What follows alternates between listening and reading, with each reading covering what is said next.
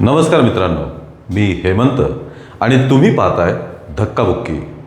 मित्रांनो, राज्याचे अन्न आणि औषध प्रशासन मंत्री नरहरी झिरवाळ हे प्रचंड चर्चेत आलेले आहेत।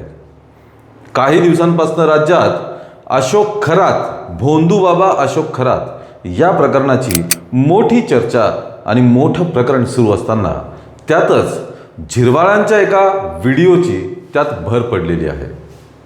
या व्हिडिओबद्दल त्याच्याबद्दल डिटेल आपण बोलणारच आहोत। व्हिडिओ कोणासोबतचा आहे, कसा आहे, काय काय आहे त्या व्हिडिओमध्ये, हे सर्व आपण बोलणार आहोत। पण त्याआधी हा व्हिडिओ 7 महिन्यांपूर्वीचा आहे असं सांगितलं जात आहे। मग 7 महिन्यांपूर्वीचा व्हिडिओ आताच का बाहेर आला, कोणी तो बाहेर आणला आणि कशासाठी बाहेर आणला, हे विचार करण्यासारखं आहे। या गोष्टींची चर्चा आपण या व्हिडिओतून करणारच आहोत। त्यामुळे शेवटपर्यंत हा व्हिडिओ नक्की बघा आणि आत्ताच आमच्या धक्काबुक्की या चॅनलला जरूर सबस्क्राईब करा। मित्रांनो, बुधवारी हा व्हिडिओ बाहेर आला। हा व्हिडिओ बाहेर आल्यानंतर राज्यात एकच चर्चा सुरू झाली, कारण जे प्रकरण आहे ते अतिशय खळबळजनक आहे। राज्याचे अन्न व औषध प्रशासन मंत्री नरहरी झिरवाळ यांचा हा व्हिडिओ आहे। या व्हिडिओमध्ये झिरवाळ एका खोलीत दिसतात आणि असं म्हटलं जात आहे की ही खोली शासकीय विश्रामगृहाची आहे। शासकीय विश्रामगृहामध्ये एखादे मंत्री असणं यात काही गैर नाही, हे तर मुळातच आहे। पण या मंत्र्यासोबत दुसरी व्यक्ती जी आहे, मुख्य खळबळ त्या व्यक्तीमुळे उडालेली आहे। या व्हिडिओत नरहरी झिरवाळ हे त्या व्यक्तीसोबत आक्षेपार्ह अवस्थेत दिसतात। ती व्यक्ती झिरवाळांसमोरच कपडे बदलताना दिसून येते आणि त्यासोबतच आक्षेपार्ह स्थितीमध्ये हा व्हिडिओ आपल्याला दिसून येतो। पण ती दुसरी व्यक्ती कोण आहे, तर मुळात या व्हिडिओमध्ये जास्त धक्कादायक हेच आहे की ती दुसरी व्यक्ती एक तृतीयपंथी आहे आणि या तृतीयपंथीसोबतच नरहरी झिरवाळ हे आपल्याला आक्षेपार्ह स्थितीत दिसून येत आहेत। या व्हिडिओत त्या खोलीत दारूची पार्टी आणि सोबत चिकन हे सुद्धा दिसून येते। त्यामुळे ही गोष्ट क्लिअर आहे की व्हिडिओमध्ये दिसणाऱ्या दोन्हीही व्यक्ती हे दारू पिऊन, नॉनव्हेज खाऊन कुठल्या तरी आक्षेपार्ह स्थितीमध्ये आहेत। ही तृतीयपंथी व्यक्ती आहे पवन यादव। आता हे नाव कुठून बाहेर आलं, तर याच पवन यादवचा भाऊ रवी यादव याने माध्यमांसमोर येऊन ही प्रतिक्रिया दिलेली आहे। रवी यादव याच्यामध्ये पवन यादव याला ही सवयच आहे। स्वतःच्या लाभासाठी हा मोठमोठे आमदार, खासदार, नेते आणि मंत्री यांच्यासोबत ओळख करून घेतो, त्यांच्यासोबत मैत्री वाढवतो आणि मग असे काहीतरी आक्षेपार्ह प्रकरण करून त्याचं व्हिडिओ शूटिंग करून त्यांना ब्लॅकमेल करतो। रवी यादव याच्यामध्ये त्याने झिरवाळांना याबद्दलची कल्पना दिली होती आणि स्पष्टपणे सांगितलं होतं की तुम्ही पवनसोबत रिलेशन्स ठेवू नका, तो तुम्हाला अडकवण्याच्या प्लॅनिंगमध्ये आहे। तेव्हा झिरवाळ म्हणाले होते की मी बघून घेतो असं म्हणाले आणि नंतर याच पवन यादवने रवीला रूममध्ये छुपा कॅमेरा ठेवून हा व्हिडिओ शूट करण्यास सांगितले।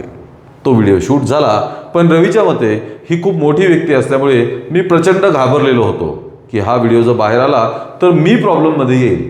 पण नंतर रवीनेच हा व्हिडिओ माध्यमांसमोर आणलेला आहे।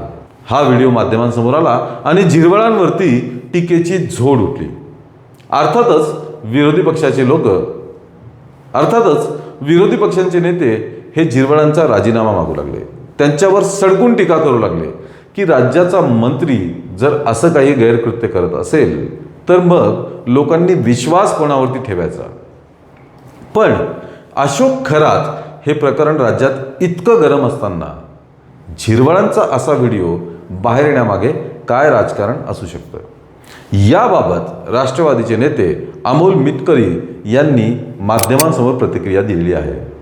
त्यांनी सुद्धा याच गोष्टीवरती आक्षेप घेतला आहे की बरोबर याच काळामध्ये, याच वेळी हा व्हिडिओ बाहेर का आणला। व्हिडिओ तर 7-8 महिन्यांपूर्वीचा आहे, पण मग त्याला आत्ताच माध्यमांसमोर का आणलं गेलं। झिरवाळ यांच्या बाबतीत बोलताना मिटकरी म्हणाले की नरहरी झिरवाळ हे पहिले व्यक्ती होते ज्यांनी अजितदादा गेल्यानंतर सुनेत्राताईंनाच उपमुख्यमंत्री करा आणि पक्षाचा राष्ट्रीय अध्यक्ष करा असं म्हटलं होतं. पण मग हे प्रकरण त्यानंतरच बाहेर आणलेलं आहे.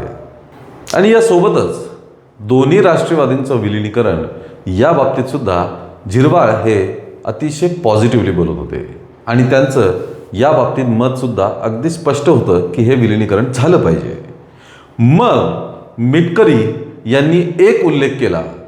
ते म्हणाले की काही झारीतले शुक्राचार्य आहेत. प्रसारमाध्यमांच्या प्रतिनिधींनी त्यांना हे झारीतले शुक्राचार्य कोण असं विचारल्यावरती त्यांनी सांगितलं की ते तुम्हाला लवकरच कळेल, वेट अँड वॉच. म्हणजेच झिरवाळांचा असा व्हिडिओ बाहेर येणं यामागे काही राजकारण आहे का?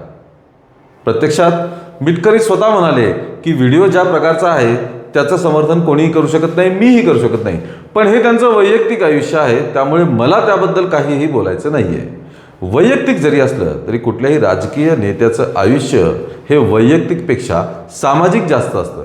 ते काय करतात, त्यांची कृत्य काय आहेत, त्यांचं वागणं बोलणं कसं आहे याचा समाजावरती मोठा परिणाम होत असतो.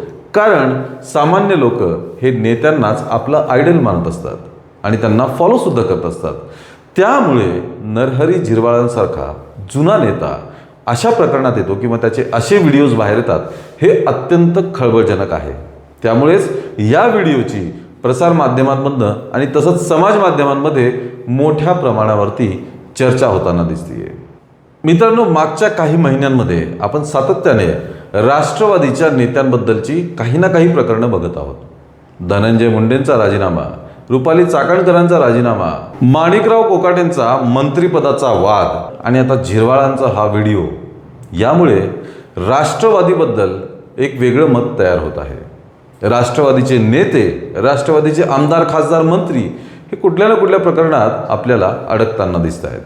यामागे सुद्धा काही राजकारण आहे का याचा विचार आपण नक्कीच करावा लागेल. मित्रांनो, तुमचं याबद्दल काय मत आहे? या बाबतीत तुम्हाला काय वाटतं हे आम्हाला कमेंटमध्ये जरूर कळवा. या व्हिडिओला लाईक आणि शेअर करा आणि आमच्या धक्काबुक्की या चॅनलला आत्ताच जरूर सबस्क्राईब करा. धन्यवाद.